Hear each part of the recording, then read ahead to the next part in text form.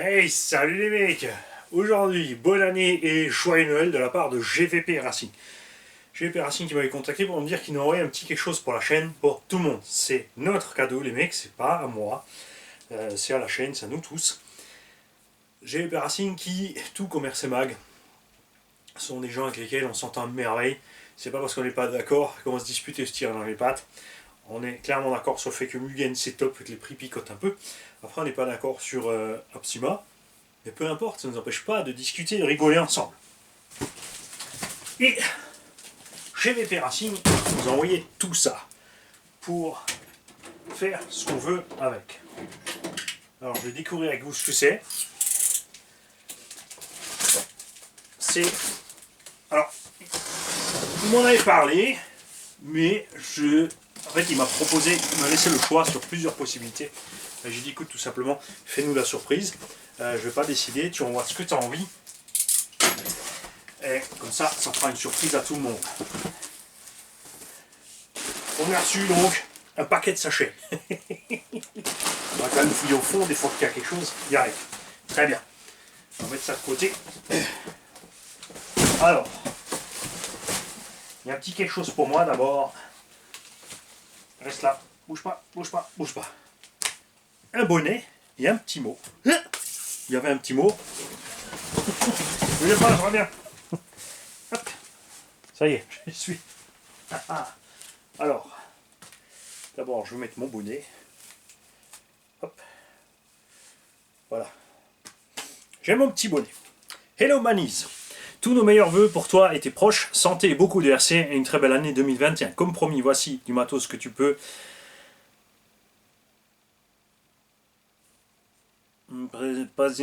à tes abonnés. Faire gagner à tes abonnés. Abonnés. Abonnés.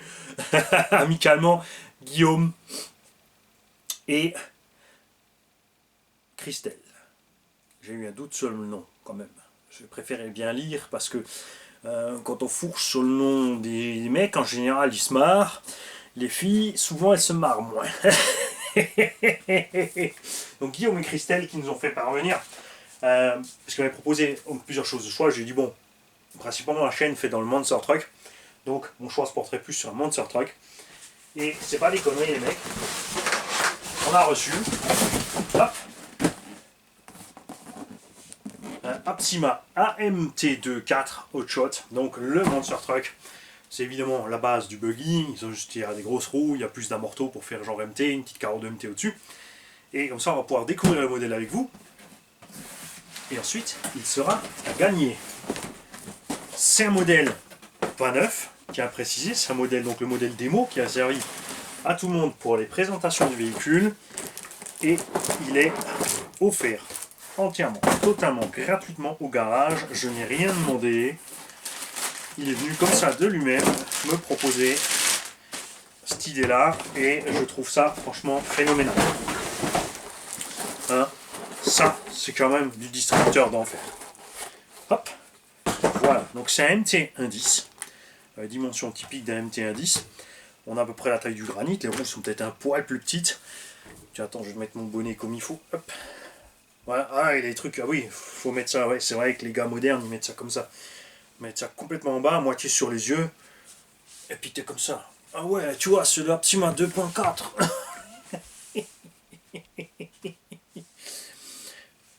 Chez Optima, c'est pas la toute dernière série, la dernière série c'est les 3-4. On a des pneumatiques qui sont pas dégueux. Franchement, je vous le dis, j'ai toujours bien apprécié ces pneus, la mousse est bonne, la gomme est bonne. Ça peut tourner en 3S, ce genre d'engin, typiquement, tu laisses en 2S. On va pas pousser le bouchon. En 2S, ça ira très bien, c'est léger. Quand même, suspecte, franchement, agréablement réglé. Ça c'est bien, je m'attendais à pire. Avec 4 amortos, je me suis dit, ils ont juste doublé, mais non, en fait, c'est vraiment sympa. Carrosserie. Hein, on va pas s'attendre effectivement à une carrosserie super méga solide. On a tout ça sur toutes les marques, de toute façon, on a tous le problème avec les carrosseries. Du fait que le Lexan, souvent, ils sont radins avec. Alors soit ils sont radins, soit c'est une qualité un peu moindre.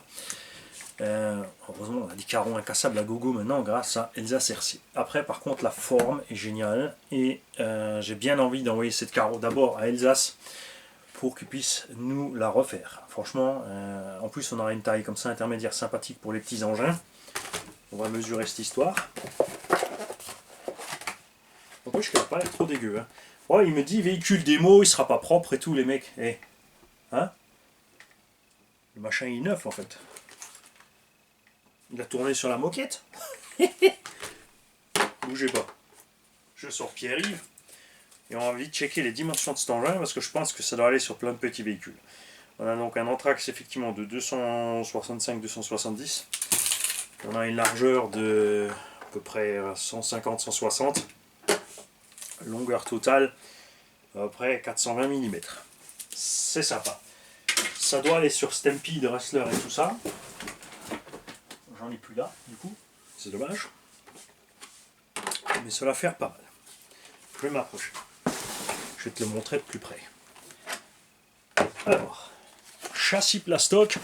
Point faible de ce châssis, cette partie-là, surtout sur les chocs violents sur l'avant, on va facilement craquer ce châssis. Guillaume, est-ce que tu peux nous dire s'il existe un châssis à lui option ou si un châssis d'un modèle similaire existe en ferraille pour ceux qui cassent au cas où le châssis pour pouvoir le remplacer par la version alu. Ça, c'est ce que je ne sais pas. Triangle, par contre, spécifique au AM24, puisqu'il est prévu pour 2 ancrages d'amorto, ce que les petites versions n'ont pas. Amorto plastique. On a quand même les têtes ici de serrage en alu. Front taf, c'est clair. On a quand même des biellettes à pain inversées partout.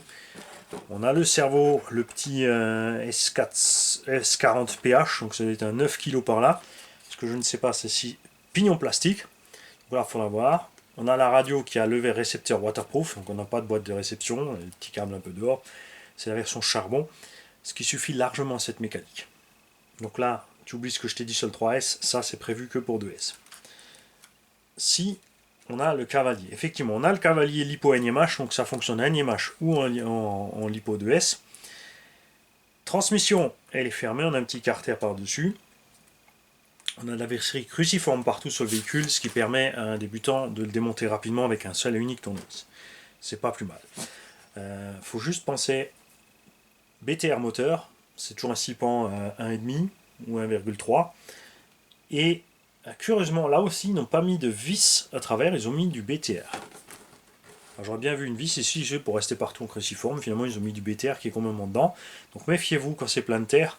Ça va être galère à sortir, il faudra bien gratter la tête de vis. Tu as évidemment plein de possibilités d'ancrage des biellettes pour faire des réglages.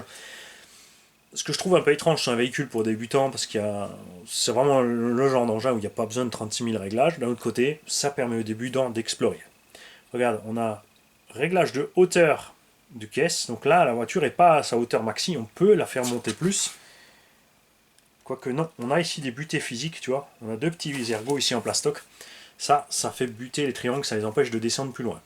Donc si on veut augmenter le débattement, il faut faire gaffe à 2 choses. 1, la butée ici physique. Et 2, très important, l'angle des cardans.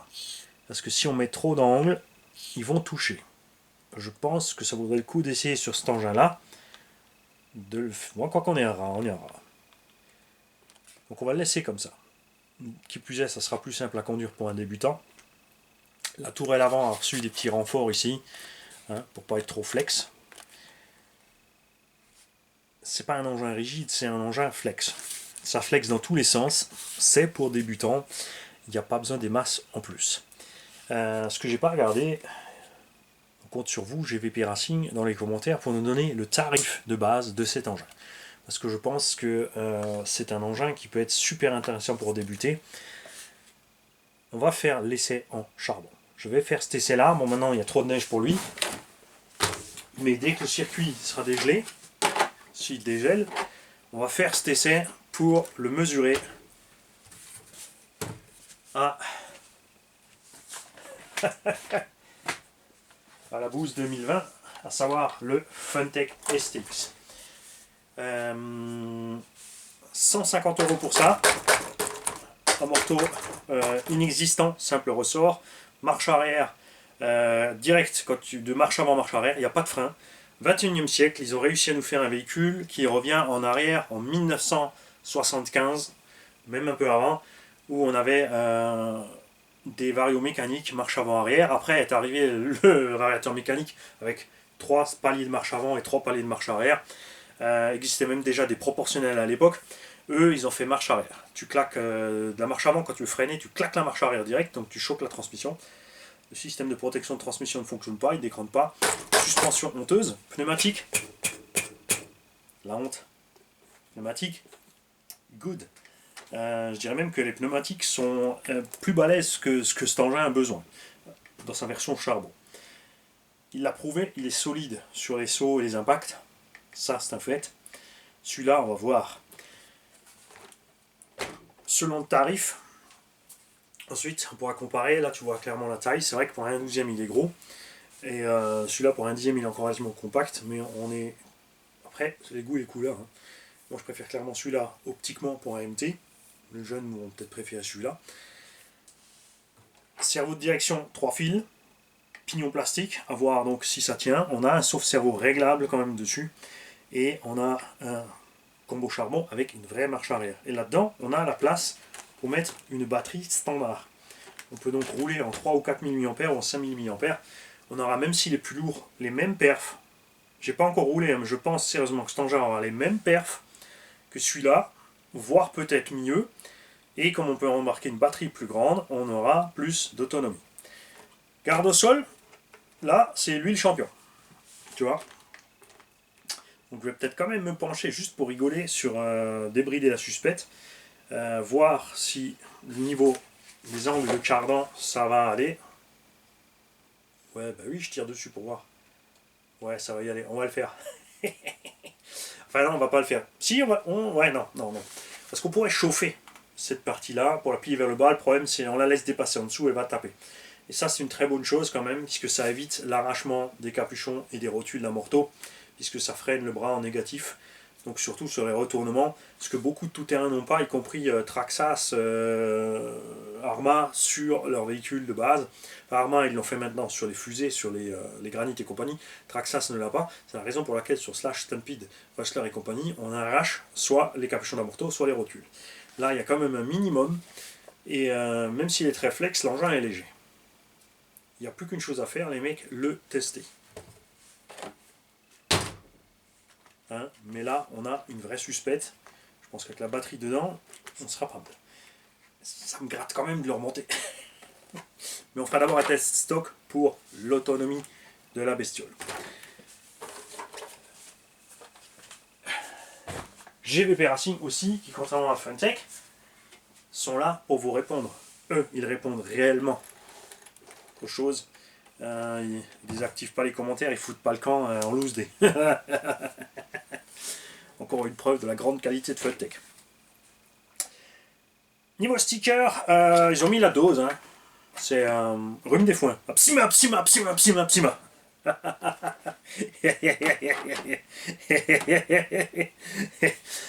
Aussi, je tiens à le dire, Apsima qui a réellement modifié les séries Torch et tout ça, enfin le 1/8 qu'on avait montré, la dernière gamme 1/8 Apsima, que moi personnellement c'est pas du tout ma tasse de thé. Tout est dans la vidéo, vous verrez le détail. Ils ont modifié la chose, ils ont changé la longueur des noix et modifié quelque chose dans le diff pour éviter donc les problèmes de destruction de diff avec compression, décompression de suspension. Donc c'est sympa quand même, tu vois, on avance doucement mais on avance. Après c'est peut-être un Apsima, c'est un rebadger qui est encore jeune. On verra donc sur la série après, sur la prochaine série, ce qu'ils vont nous faire. Si ils écoutent autant le retour des clients et qu'ils avancent, après c'est tout à fait normal. Je ne suis pas du tout pour, vous savez, des V1, V2, V3, V4, V5, V6 tous les 6 mois. C'est tout à fait normal qu'il faut une année ou un peu plus à un constructeur pour upgrader son modèle. Après évidemment tout dépend aussi du qualité-prix. Ce qui est le plus dommage, c'est l'ouverture ici entre optiquement. Mais c'est vrai que tu roules pas avec la tête à la hauteur de la bagnole, quand tu roules ça se voit pas, et c'est très simple à contrer. Je vais te le faire en direct. Enfin, je ne vais pas te le faire en direct, mais il y a deux solutions. Un, le scotch noir. Tu en mets à l'extérieur, tu en mets à l'intérieur, donc tu le colles l'un sur l'autre, tu laisses un petit centimètre prendre là en bas. Ça fait que tu as des jupes accrochées au véhicule qui vont aller jusqu'en bas. Ça évitera déjà trop de saleté de rentrer dans le véhicule. C'est souple, ça ne dérangera pas, tu peux les refaire. L'autre solution, qui est très simple aussi pour la plupart d'entre vous, c'est de passer au magasin de bricolage, de récupérer ce qu'ils en ont, Lexan, Macrolon, PVC, ce que vous voulez, et c'est pas la peine de prendre du trop épais. Là on a 0,5 mm, tu peux te fabriquer comme ça juste une à gauche et une jupe à droite. Donc ça c'est un petit bout, c'est un reste. Tu vas peut-être avoir des plaques un peu plus grandes quelque part. Regarde, ça existe même en version PVC carbone, look carbone. Ça j'ai acheté au magasin de bricolage. Ça vaut 3 fois rien. Donc tu te coupes 2 bandes et tu peux tout simplement fixer. Alors tu prends des vis. On a ici de la vis cruciforme déjà et autoforeuse. Donc tu fais un petit trou de 1 mm, 1 mm 5. T'en fais un là, t'en fais peut-être 2 sur la longueur, un troisième dans le virage. Tu fais évidemment attention que tu perces, tu bousilles pas tout. Là derrière, il y a même un petit ergot avec un circlip si tu veux. Tu prends. Alors tu n'es pas obligé d'avoir un décapeur thermique à la maison, regarde, je te montre. C'est mieux avec le décapeur thermique, mais tu peux le faire à la main, parce que tout le monde n'a pas un décapeur thermique, surtout pas un réglable, tu vois, voilà. Et hop, regarde, j'ai un côté de caisse réglable de devant jusque derrière. Tu n'oublies pas que la direction doit fonctionner librement. Donc si tu avances beaucoup, il faudra éventuellement découper en bas, ici. Donc ça, c'est quelque chose qu'on aimerait voir de série sur ces véhicules, par exemple. Une petite protection supplémentaire, là. Du coup, la carrosserie, en plus, sera butée dessus. Ça sera sympa, c'est clair. Comme tous les MT, cette carreau aura toujours le même problème. Tu n'as que 4 points d'ancrage. Après, elle est légère, hein, mais sur les retournements à force, ce qui va se passer, c'est qu'elle va s'écraser et tu vas déchirer ici et là. C'est clair. Là aussi, tu as des solutions simples. Soit, comme on a la place ici en largeur ou autre, c'est de fixer. Bon, là, tu as le cerveau, hein, donc tu seras obligé de le faire à l'extérieur. C'est de faire un espèce d'arceau qui va de là à là, en U, et de rejoindre ce U à la tourelle arrière ou avant ou les deux. Tu pars en petit triangle comme ça sur ton U, tu finis le U sous le toit et tu reposes là. Ça va relier une tourelle à l'autre, ça va renforcer les tourelles, ça va empêcher le véhicule de s'écrabouiller systématiquement. Et c'est toujours pareil, ça dépend du style de conduite de chacun. Si tu te lances dans les sauts et dans les conduites, tu vois, tu fais un peu de ton manie, et évidemment que tu vas te retrouver sur le toit. Après, si tu tiens ta machine, que tu n'as pas le budget, tu roules cool, tu fais gaffe à laisser les roues au sol, tu fais des jolis sauts en longueur, rien de sauvage. Et c'est vrai que c'est typiquement ce genre de public, des petits jeunes comme ça, qui se font avoir avec ça. Parce qu'ils vont forcément vouloir faire ce que nous on fait sur nos vidéos, comme des débiles. Et on prévient pas assez les gens de le faire, pas de ne pas le faire, mais de le faire uniquement s'ils ont les moyens et le budget derrière de rattraper la chose. Et là, regarde, je suis tombé sur autre chose qui me restait au fond d'un tiroir. Hop, une petite housse de Steve. Hein, ça, c'est donc taille S. Regarde comme c'est chouette. Donc, je vais faire ça. On va mettre soit une carreau incassable dessus, avec, soit moi, je pense qu'on va faire l'arceau parce que la carreau d'origine est franchement chouette. Et de toute façon, si je vais récupérer du jonc plein, je referai un petit coup. Carreau de coque trop grande. Oui, j'essaye, j'en profite. Je vais en profiter pour essayer de cette chose. Ça se casse la figure. Hop là. Granit 3S standard, ouais. La V3 arrive hein, chez Elsa Cersei. La Nairobi Groc. Tiens. Ah. C'est quasiment la même chose, mais elle est moins large. Si, elle passe dessus. C'est bien, elle passe par-dessus. Voilà. Tu vois, c'est bon, on l'a. Les autres sont un peu trop courtes. C'est dommage. La Minimax, tu vois, elle est trop courte. Et j'avais encore une idée en tête. Où est-ce qu'elle est passée?